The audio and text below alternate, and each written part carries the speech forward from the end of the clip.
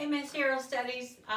We're gonna go over some stained glass material designs, and how to and how not to. Please do me a favor and watch your PowerPoint about your glass tools and also the different types of glass, and answer those questions. All right. I don't have all my materials here. I'm just like you. I don't have everything. Most of my personal stained glass stuff is at school. But I was able to scrounge around and find some supplies. So I will show you in a MacGyver way. So MacGyver Maze here. I'm going to show you how to do some stained glass. Um, and we're going to, just so you can get the experience, since you didn't get to see what you were going to be able to do this school year in stained glass. Okay, so I'm going to flip you. Hold on for the ride, because I'll be shifting this my iPad around to show you different things, but just watch, okay? All right. First things first, different types of glass cutters. These are glass cutters I have out in my garage. You can use these, okay? Your other glass cutters, like in your PowerPoint, are what we would be using, the smaller ones with the little ball circle on the end for tapping. You can also, there's really nice, expensive ones that you can have. I had a really nice one years ago, but someone liked it at school, so I don't have it anymore. But these are different types of glass. So the first thing you want to do with your glass cutters, you're going to have your glass. And when you cut, you want to cut from one edge of your glass to the other edge of your glass. You never want to cut and stop and then, make a turn. You never have any type of perpendicular lines or anything like that. You can do like a curve, but you never stop in the middle of your glass, okay? Another thing, when you're doing stained glass, you always want to start on the edge and use as little glass as possible, okay? So I'm going to make myself a line. Normally you would be drawing out your patterns. You would then draw your line out onto your glass. Let's see, I've got myself a marker. Let's see if I can do this. So if I have something like this, right, here's my pattern. So that's my pattern 1, okay? Now I want to cut it. Now, when you score, you have to go from, like I said, one side of your glass to the other. I can't just stop right here and then score across and think it's going to pop out. It's going to break. All right? So I'm going to take my glass cutter, and I'm in an awkward position. I'm going to move this up a little bit. All right? Or I should say move it down a little bit. Sorry about that. Okay. And I don't want to go on this very edge. I got to come up about 1/16 of an inch to 1/8 of an inch to get started. Go straight down.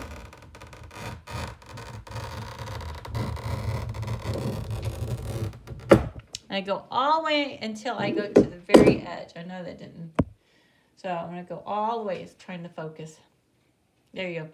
So I scored it, and you can see that little, see how it just chipped it all the way along the line. That's a score line, okay? So now I want to come in here and I want to try to release it, tapping it along the edge.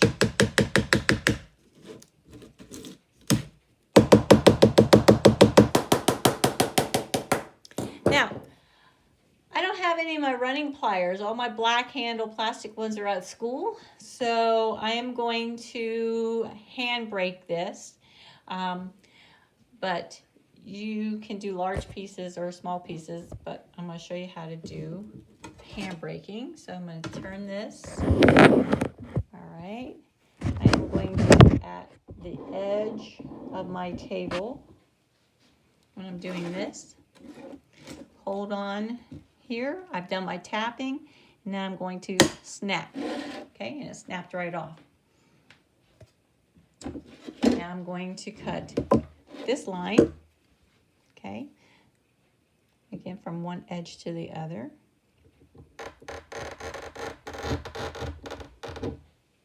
And I kind of lift it up right here. If I lift it up and I didn't score it all the way, it might end up with like a little flare or something. So let's see what happens.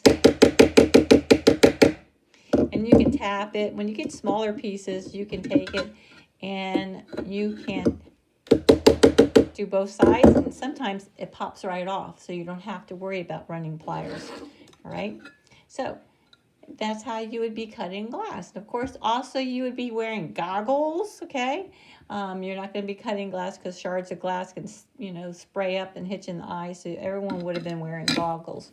All right, I'm going to cut this one piece down to show you the copper foil. Also, you see you got like little shards of glass on your table. Okay, now if by chance you ended up with something like this right here, see that?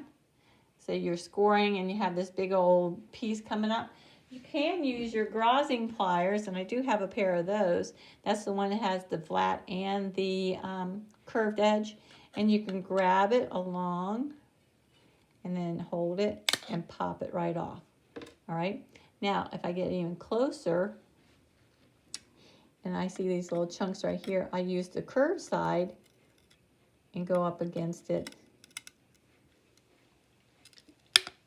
and go downward, and it's going to take it right off. It's going to clean those little rough glass pieces right off. Okay. Now, you guys, we had hand sanders where you get them wet and you would just use them like a file, like a fingernail file, but they're really big stones. And you could smooth this off really nicely with those. And look what I have.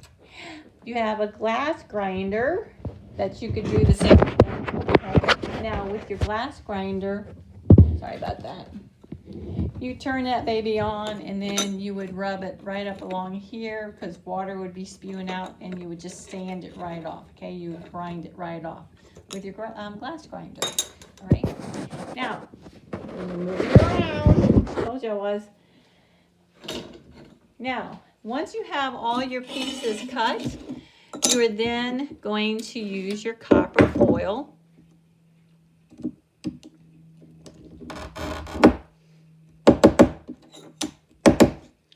You're going to use your copper foil to cover your edges. Okay? Copper foil comes in rolls, okay, like this, or plastic roll, or whatever. So you're going to take some copper foil, and you would have to cover your edges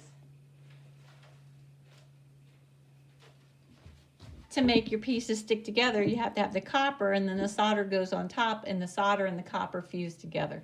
That's how the two metals stick together. That's how it all stays together. So this copper foil has an adhesive. It's like a tape because it's on one side, and you would have to center it. Get your piece of glass on here and center it because you want equal amount of tape on both sides. Okay, so I would do that. I would roll around, pressing, double checking, and make sure it's equal on both sides. And you gotta be careful because this could be sharp. My fingers are tough though. But for some people, I wanted to see who it was. If they even looked at glass, they would have cut themselves. But I have some of you that would have been really, really good at this. It makes me sad that you can't make a project. But hey, at least you're learning the history of stained glass and the materials. So maybe you can take your own private class on your own. Okay. And as you can see, I want like a little overlapping right there at the end. See, I'm pressing along the edges to get them up against both sides of the glass. And now I'm just going to tear that off. Okay. Now, see all these wrinkles and gaps? You can't have that because if you do, the flux and the solder can go underneath and pop your foil right off, and then it's not going to stay together. All right, so you're going to have to make sure you burnish it smooth it out nicely so it's nice and tight. So you're gonna get yourself a tool. Anything will work. You could use something like this. You could use the side of your marker, okay, to do the same thing, right? But you want to get all these creases down, and you want to make sure you don't have any gaps. Both sides, right? Both sides. Now, once you have that done, you would put all your pieces together like a jigsaw puzzle up against your jig, and the jig is that wooden 45-degree angle, I should say 90-degree pieces of wood where it would be up against it. And then you would start soldering. Oh, time out, hold on.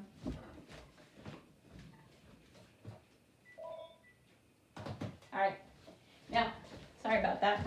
And I'm not going to edit, so you guys got to hear my phone. So I've got my pieces. You'd put them all together. You'd pin them with your T-pins or whatever type of pins you have. And then you would use your soldering iron. And here's your soldering iron right here. And this is the tip that would get super, super hot. And then I don't have any solder because it's at school. Then you would use your flux. You'd put flux all over. It would be like a gel. All right, the flux is going to clean your metals and it's going to adhere your metals together as well, okay? And then you put your solder down, go along the line and fuse your two pieces together.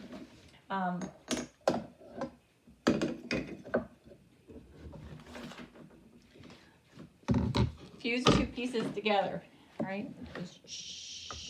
Okay, and you fuse them together, all right? Now, there's so many different things you can do, okay? These are like student made right here. This isn't, but you fuse them together.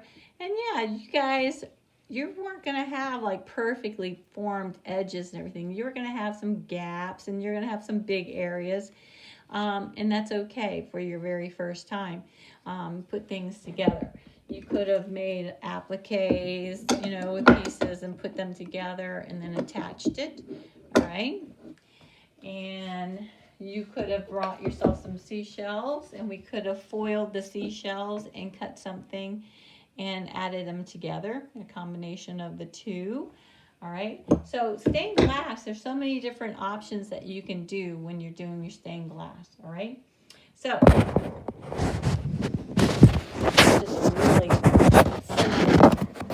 demo of stained glass. I know it's not much because I didn't have all the tools, but again, that's how you would have been doing it in class. We would have had class set up, you would have had your goggles on, people would have been, you know, belly aching because, oh, they're tapping, because you would have been tapping your glass and all that kind of stuff.